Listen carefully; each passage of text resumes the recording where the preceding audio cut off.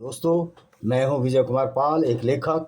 मेरी किताबों को आप पढ़िए, आपको पता लग जाएगा कि कुरान क्या है, इस्लाम क्या है। ये अच्छी आइडियोलॉजी तो कतई नहीं है।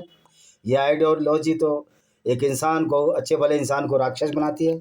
और मुसलमान लोगों को ये पता ही नहीं है। वो कहते हैं कि आप इस्लाम को नहीं समझते। हम इस बात को ज़रूर समझते हैं कि मोहम्मद काफ़िले लूटते थे। मोहम्मद ने बनु कुरैज़ा यहूदी औरतों को बाज़ारों में बेच दिया था, उसके बदले घोड़े हथियार खरीदे थे। ये हम तुम्हारी किताबों से ही सीखते हैं। और अरबी की भी नॉलेज है, अरबी के अल्फ़ाबेट रोज़ सीख रहा हूँ, तो मुझे ये मालूम है कि आप मुझे बेवकूफ़ नहीं बना सकते। तो जैसा कि आपको मालूम है, कुरान की खतरनाक आयतों में से हम चैप्टर 2 सूरह अल बकरा, बकरा मीन्स गाय होता है, ना कि बकरी, उसकी आयतों का हम अध्ययन कर रहे हैं और आपको बता रहे हैं किस तरह ये खतरनाक आयतें हैं। तो दोस्तों, आज 81वीं आयत से और 100 आयत तक जाएंगे। 20 आयत हम बताते हैं, 20 आयत में भी काफ़ी 10-12 मिनट हमारे हो जाते हैं। तो कहते ही है भैया, 81वीं आयत क्या कहती है सूरह अल बकरा की? क्यों नहीं, जो भी बुराई कमाएगा उसका पाप उसे घेर लेगा। तो वही नारकी हैं, वही सदाबहार। जो पाप कमाएगा उसका पाप उसे घेर लेगा। अब ये किसके लिए कही जा रही है बात? गैर मुसलमानों के लिए, क्योंकि इस्लाम और वो अल्लाह को नहीं मानते, इसलिए उनका पाप उनको घेर लेगा। लेकिन सच्चाई ये है कि मुसलमान ही बुराई कमाता है, क्यों? उसका अल्लाह उसको बुराई की तरफ धकेलता है। ये बात मुसलमानों की समझ में जिस दिन आ जाएगी, वो अच्छे इंसान बन जाएंगे। क्योंकि मुसलमानों को अल्लाह कहता है गैर मुस्लिमों को कत्ल करो, जिहाद असगर यानी कि कत्ल हमेशा करते रहो, लोगों को लूटो, औरतों को लूटो, बाजारों में बेचो, उसको इस्लाम में माले गनीमत कहते हैं। तो फिर नरक में तो मुसलमानों को जाना चाहिए। फिर ये कैसा अल्लाह है मुसलमानों को स्वर्ग भेज रहा है? तो कोई दोस्तों, जैसा कि मैंने बताया, ये कोई अल्लाह वल्लाह नहीं था, ये मोहम्मद का माइंड गेम था। मोहम्मद खुद अपने आप को पैगंबर घोषित कर लिया, और इसका चचेरा जो साला था, वर्का बिन नोबल, जो ईसाई था, और खदीजा इसको बेवकूफ़ बनाते थे। खदीजा नहीं चाहती कि मोहम्मद भी मर जाए, क्योंकि मेंटली इल था, ये पीडोफाइल था, नॉर्सिस्ट का रोग था, जो इसने कह दिया खाता ना भाई कही सही, जो मोहम्मद कहे वो सही। मोहम्मद का अल्लाह, जो झूठा अल्लाह जो मोहम्मद ने बनाया, वो जो बोले वो सही। अल्लाह ने बोला धरती स्थिर है, सूर्य उसके चारों तरफ घूम रहा है, ये सब सही। तो मुसलमान का तो ब्रेन वाश हो चुका है। सच्चा मुसलमान तो एक आतंकवादी बन चुका है, ये हमारे मुस्लिम भाई समझ लें। तथा जो ईमान लाए और सत्कर्म करे वही स्वर्गीय हैं, उनमें सदावासी होंगे। जो ईमान लाए यानी मुसलमान बन जाओ। सत्कर्म क्या है मुसलमानों का? गैर मुस्लिमों को कत्ल करना, तुमको बार बार बता दिया, औरतों को लूटना, उनके साथ बलात्कार करना, उनको रखेल बनाना, ये सत्कर्म है। उनके लिए इस नकली अल्लाह ने स्वर्ग का वायदा दिया, यानी कि मोहम्मद ने इन लोगों को बेवकूफ़ बनाया। अरबियों के साथ मोहम्मद ने जो प्रैंक किया, जो झूठ बोला, जो उनको धोखा दिया, जो चीट किया, आज तक लोग 180 करोड़ लोग आज तक इस मूर्खता में जी रहे हैं। और मोहम्मद धोखा देकर चला गया, अपनी ज़िंदगी तो मज़े से काटी, लूट पाट, औरतें, सब कुछ। यानी कि वो आदमी प्योर एक सेंसुअल डिजायर वाला, एक साधारण सा साधारण आदमी, जिसे कामी और पापी की संज्ञा दी जा सकती है, उससे ज़्यादा कुछ नहीं था वो। अब कहते 83वीं आयत, याद करो जब हमने बनी इजराइल से दृढ़ वचन लिया कि अल्लाह के सिवा किसी की वंदना नहीं करोगे, तथा माता पिता के साथ उपकार करोगे, समीपवर्ती संबंधी, अनाथों, दीन दुनिया के साथ लोगों से भली बात बोलोगे, नमाज की स्थापना करोगे, ज़कात दोगे। फिर तुम में से थोड़े के सिवाय सबने मुंह फेर लिया, तुम अभी भी मुंह फेरे हुए। अब होता क्या था? मोहम्मद उनको बहकाने की कोशिश करता था, लोग बहकते नहीं थे, तो उसको वायदा कर देते थे कि अल्लाह के सिवा किसी की वंदना नहीं करेंगे। और माता पिता के उपकार, मोहम्मद ने तो खुद माता पिता के साथ उपकार नहीं किया। मोहम्मद ने तो ये बोला कि जब एक व्यक्ति इनके पास आया कि मेरे पिता मुसलमान नहीं थे, तो क्या नरक में जाएंगे? मोहम्मद ने बोला, ये हदीस में इनकी, कि तेरे माता पिता अगर मुसलमान नहीं थे, मेरे माता पिता भी मुसलमान नहीं थे, वो सब नरक में जाएंगे। यानी कि अगर मुसलमान, आपके माता पिता मुसलमान नहीं है और आप इस्लाम कबूल कर लो, तो आपके माता पिता भी आपके दुश्मन। और मुसलमानों की दीन दुखियों की मदद करनी है, किसी गैर मुस्लिम को मदद ही नहीं करनी है। फिर अच्छे आदमी कैसे हो जाओगे? पूरी दुनिया की मदद करने से अच्छे आदमी हो गए? या गैर मुस्लिमों को लूटो, कत्ल करो, उनकी औरतों के साथ बलात्कार करो, तो तुम अच्छे हो जाओगे? मुसलमान कभी अच्छा नहीं हो सकता, ये गारंटी से कह रहा हूँ, कोई भी मौलाना आकर बहस कर ले। तथा याद करो जब हमने दृढ़ वचन लिया कि आपस में रक्तपात नहीं करोगे, अपनों को अपने घरों से निकालोगे, फिर तुमने स्वीकार कर लिया। अब आपस में रक्तपात नहीं करना है, मुसलमानों को आपस में नहीं लड़ना है, लेकिन गैर मुस्लिमों को कत्ल करना है। तो इस्लाम एक ऐसे गुंडों का गिरोह मोहम्मद ने बनाया जो लूटपाट, बलात्कार और कातिल थे। और इसी बेवकूफ़ी को आज के जो कन्वर्टेड मुसलमान हैं भारत बांग्लादेश में, वो ढो रहे हैं और कहते हैं हमारे तो कुरान में लिखा अल्लाह पर ईमान रखते हैं। भाई रखो, अब मूर्खता को कोई मना कर सकता है क्या? या कोई दिन में सपने देखने लगे तो सपने देखने पर तो कोई रोक नहीं है, आप रखिए। लेकिन जब आप दूसरों को कत्ल करने की बात करोगे तो तुम्हारा उससे डबल या 10 गुना विध्वंस होना चाहिए। ये मैं काफिरों को बोलता हूँ, गैर मुस्लिम बोलता हूँ। अगर एक मुसलमान इस्लामिक आतंकवादी आपका 15 आदमी मारे इस 2 आदमी ने, इसके बदले जब तक आप 225 ट्रू मुस्लिम्स जो आतंकवादी उनको नहीं मारोगे, आपका बदला पूरा नहीं होगा। यह है कठोर बात, लेकिन सत्यता है और ये आगे होने वाला है। फिर तुम वही हो जो अपनों की हत्या कर रहे हो, अपने में से एक गिरोह को उनके घरों से निकाल रहे हो और पाप तथा अत्याचार के साथ उनके विरुद्ध सहायता करते हो। फिर ये बंदी होकर तुम्हारे पास आए तो उनका अर्थ दंड चुकाते हो, जबकि उन्हें निकालना ही तुम पर हराम था। अब यह है कि मोहम्मद जो करता था ना, जो मोहम्मद उपदेश देता था उसका उल्टा करता था, ये समझ लो। मोहम्मद ने 7 कबीले थे मदीना में, 3 बड़े 4 छोटे, सबको बर्बाद कर दिया, सबको निकाल दिया, सबकी औरतों के साथ बलात्कार करवाए। तो ये मोहम्मद एक झूठा पैगंबर, और पैगंबर लायक तो गुण ही नहीं है इसमें। ये तो अभी जो तिहाड़ जेल में, दुनिया की किसी भी जेल में बंद है, उन सबसे भी बुरा ये पैगंबर है मोहम्मद। हिटलर से भी बड़ा ये गुनाहगार है। तो तुम पुस्तक के कुछ भाग पर ईमान रखते हो और कुछ पर इनकार करते हो।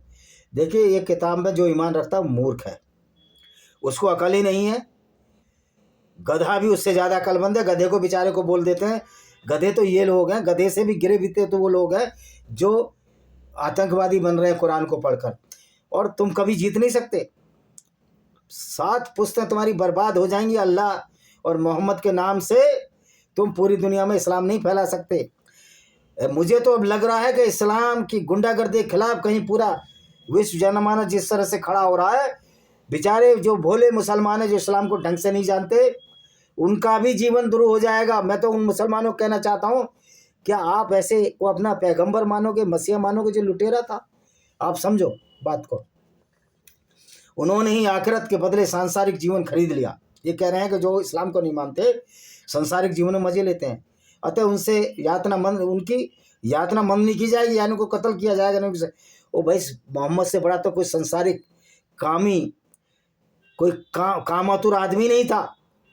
एक बार वो मदीना की सड़क पर खड़ा था, एक औरत निकल रही, इसकी काम वासना जाग उठी, इस पैगंबर की कंट्रोल नहीं हुआ इस पर, और जैनब के पास गया जो कपड़े चमड़े सीख रही थी, उसके साथ इन्हें इंटरकोर्स किया, फिर आग पर सड़क पर खड़ा हुआ। तो तेरे से बड़ा तो कोई काम ही है ही नहीं। कंट्रोल तुझे खुद करना चाहिए था, और बोल दिया औरत टेढ़ी बुद्धि की होती है। वो टेढ़ी बुद्धि क्या तू था? किस मोहम्मद की औरत ने 2 पति किए? तूने 13 औरतें की, तो कौन था?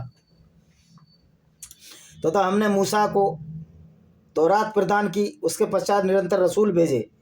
हमने मरियम के पुत्र ईसा को खुली निशानियाँ दी, और रूहुल कुद्दुस का मतलब फरिश्ता जिब्रील से है, द्वारा उसे समर्थन दिया। तो क्या कोई रसूल तुम्हारी अपनी मनमानी के विरुद्ध कोई बात तुम्हारे पास लेकर आया तो तुम अकड़ गए? अतः कुछ नबियों को झुठला दिया, कुछ की हत्या करने लगे। अब ये मोहम्मद का गेम देखिए। मूसा तो इनका फरिश्ता ही नहीं, हो तो मोजेस है। तौरात यहूदी की किताब है। तो जितने रसूल भेजे उन्होंने, जो रसूल इब्राहिम को मोहम्मद ने इब्राहिम बनाया, मोजेस को मूसा बनाया, और जीसस के पुत्र जीसस को कि माँ का मरियम नाम रख दिया मैरी की वजह, और ईसा कर दिया। तो ये मोहम्मद भाई, वो तो तुमको गांठते ही नहीं, कौन का अल्लाह, कौन का कुरान, कौन का मोहम्मद, वो तुम्हें कोई मतलब नहीं है। तो कह रहा तुमने हमारे नबियों को झुठला दिया, मोहम्मद को झुठला देते, झूठा नबी था, कुछ की हत्या कर दी। भाई इस तरह के लोग जो झूठ फैलाए उनकी हत्या जरूरी है, लाजमी है। तो उन्होंने कहा हमारे दिल तो बंद हैं, बल्कि उनके इनकार के कारण अल्लाह ने उन्हें धिक्कार दिया। इसलिए उनमें से बहुत थोड़े ईमान लाते हैं। बहुत थोड़े इसलिए ईमान लाते हैं कि अल्लाह मूर्ख है। अल्लाह की मूर्खता लोगों को समझ में आ गई है। इसलिए आज विश्व में 20 करोड़ लोग इस्लाम छोड़ चुके हैं, 32% ईरान में मुसलमान बचे हैं। जो मूर्ख कहते हैं ऐसा नहीं है, पूरा इस्लामिक कंट्री है। अरे मूर्खो, गधे के दोस्तों, अपनी अकल को के पीछे घोड़े दौड़ाओ तो भी तुम्हारे अकल हाथ नहीं आएगी भाई। वहाँ इसलिए मुसलमान अपने को गैर मुस्लिम डिक्लेयर नहीं कर सकता कि गैर मुस्लिम अगर वो हो जाएगा मुसलमान से तो उसकी सज़ा कत्ल है, और ईरान इस्लामिक कंट्री है, डर की वजह से कर रहे हैं। लेकिन किसी दिन वो लोग भी सामने आएंगे और इनकी पगड़ियाँ उछलेंगी मौलानाओं की, और जिस दिन मुल्ला और मौलवियों की पगड़ी पूरी दुनिया में उछलने लगेंगी, ये काम चाहे मुसलमान करें चाहे गैर मुस्लिम करें, उसी दिन पूरा संसार दुख रहित हो जाएगा, सुख ही सुख होगा। अरशद मदनी जैसे मौलाना जो कि डकैत हैं, आतंकवादी हैं, इनकी पगड़ियाँ उछलनी चाहिए और इनको तो सरकार को जेल में डाल देना चाहिए, जो योगी जी अभी तक नहीं कर पाए। और जब उनके पास अल्लाह की ओर एक पुस्तक आ गई, भैया वो यहूदियों के लिए पुस्तक नहीं आई थी, यहूदी तो मानते ही नहीं तुम्हारे को। कुरान आई, तुम्हारे लिए आई, मुसलमानों के लिए आई, तो तुम पुस्तक प्रमाणकारी है तो मुसलमानों पर है। और मुसलमान कुरान पढ़कर गुंडा, बदमाश, लुच्चा, लफंगा जो भी काम करना है वो कर रहा है। काफिरों पर विजय की प्रार्थना कर रहे थे, फिर जब कुरान आ गई तो काफिरों पर अल्लाह की धिक्कार है, अल्लाह की ऐसी की तैसी, अल्लाह हमारे पैर की जूती के नीचे। ऐसा अल्लाह जो ऐसा फरिश्ता भेजता जो कि गुंडे से कम नहीं था, ऐसी ऐसी आयतें लाता था, कत्ल कर दो, औरतों से बलात्कार कर दो, मलिकाए अमीन बना लो, ये तुम्हारी किताब बोलती है भाई। तो ऐसे अल्लाह हमारी पैर की जूती के नीचे, मैंने लिख भी रखा है अल्लाह को। अल्लाह की उतारी पुस्तकों का इनकार कर बुरे बदले पर उन्होंने अपने प्राणों को भेज दिया। अल्लाह की जो पुस्तक है ना, जो मोहम्मद ने उतारी थी, उससे तो बुरी कोई किताब ही नहीं है।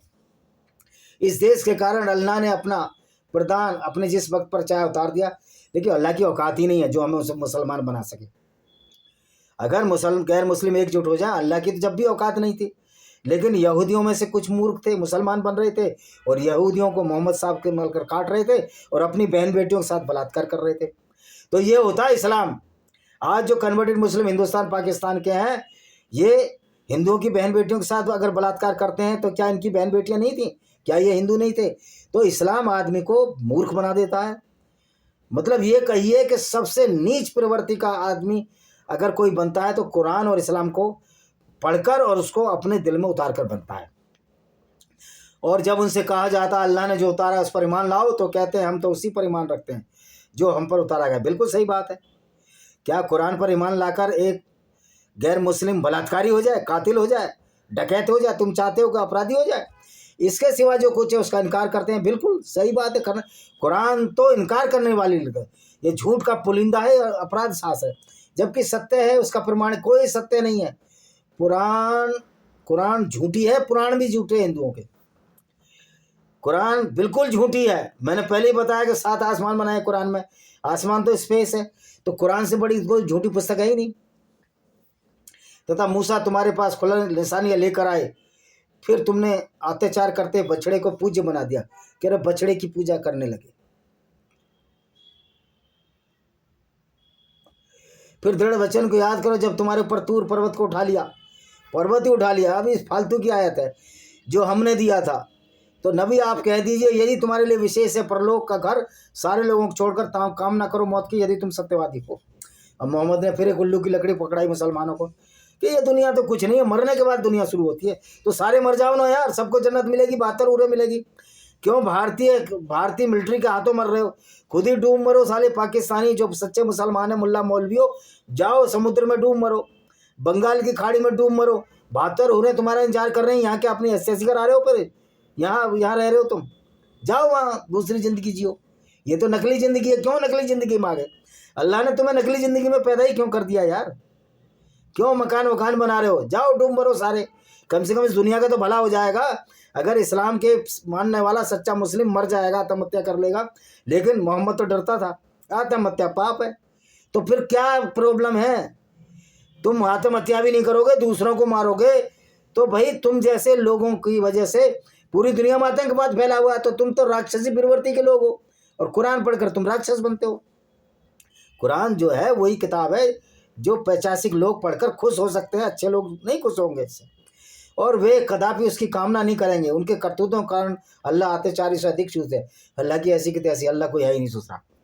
अल्लाह है गधा, बल्कि गधा तो काम करता, अल्लाह तो काम ही नहीं करता। अल्लाह तो निकम्मा है और जिब्रील फरिश्ता नहीं है, वो एक गुंडा है जो कि लोगों को कत्ल करने वाली आयतें भेजता था। तुम इन सबसे बढ़कर जीने का लोभी पाओगे।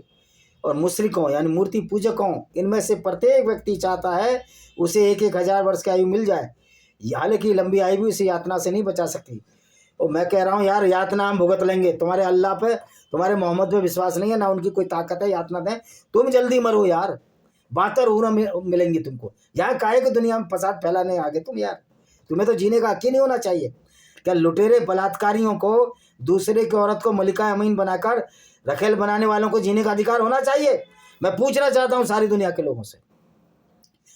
97 आयत, कह दो जो व्यक्ति जिब्रील का सस्तु है, उसने अल्लाह की अनुमति से इस संदेश को आपके दिल पर उतारा है। इससे पूर्व की सभी पुस्तकों का प्रमाणकारी ईमान वालों के लिए मार्ग, इससे पूर्व जो किताबें आई वो भी अच्छी हैं, तो फिर भैया कुरान पर क्यों? जो कुरान एक गुंडागर्दी सिखा रही है, एक अच्छे भले मुसलमान को आतंकी बना देती है। मदरसे में पढ़ के कुरान पढ़ते हैं तो मदरसों का दोष थोड़ी, तो कुरान का दोष है। मोहम्मद की शिक्षा ही लोगों को आतंकवादी बनाती है, अल्लाह तो था ही नहीं। जो अल्लाह और उसके फरिश्तों, उसके रसूल जिब्राइल मिखाइल का शत्रु अल्लाह, उन पर हम शत्रु हैं और अल्लाह की औकात नहीं।